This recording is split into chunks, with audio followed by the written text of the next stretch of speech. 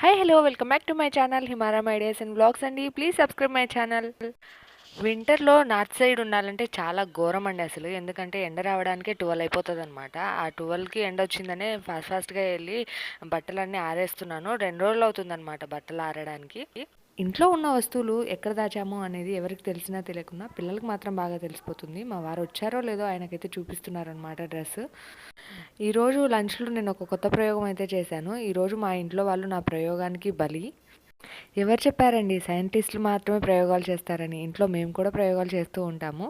ఈ గ్రీన్ రోటీకి నేను పెట్టిన పేరు పాలక్ పరాటా. నేను పెట్టింది కాదులేండి, ఇది ముందు నుంచే ఉంది. దీనికి కాంబినేషన్గా ఉల్లికారం అయితే చేసుకున్నాము.